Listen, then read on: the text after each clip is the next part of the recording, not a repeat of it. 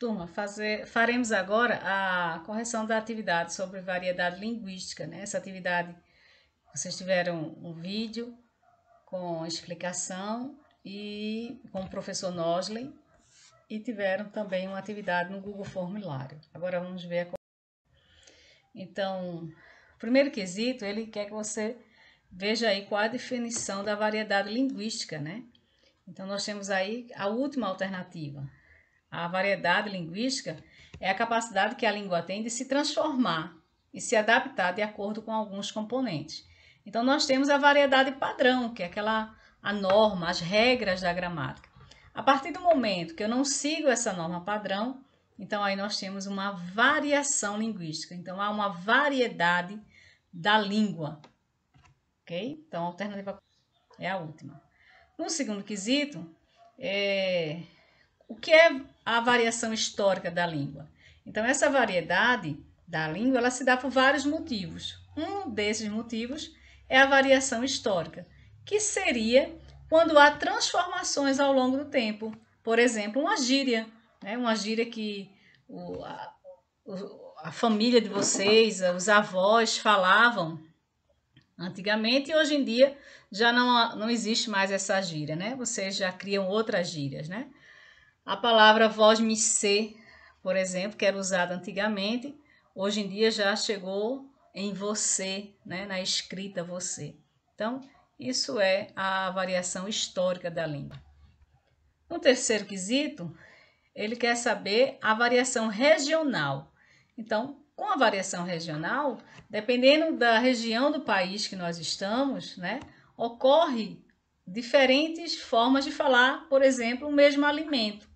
A história do aipim, né, para macaxeira é um exemplo, né? O oxe, que nós nordestinos costumamos falar, o ai dos mineiros. Então, isso é uma variedade regional. Então, dependendo da região, há alguns alimentos, há algumas formas de falar que são diferentes, né? Então, há uma variedade dessa maneira.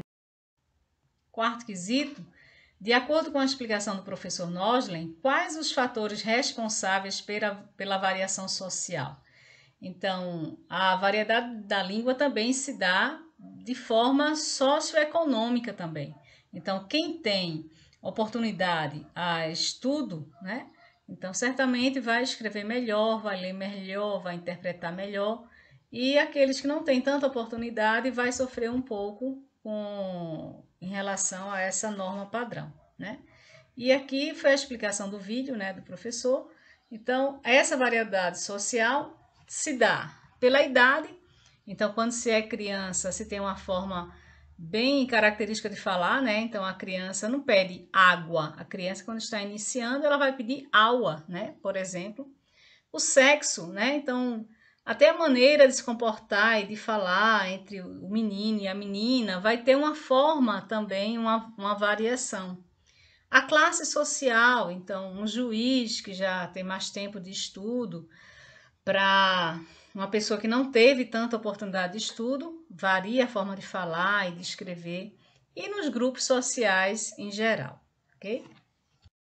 Quinto quesito, assinale as alternativas que identificam a variação de estilo ao uso da língua de forma formal e informal, padrão e não padrão, coloquial e culta. Então, a segunda resposta, ela abrange todas essas outras, né?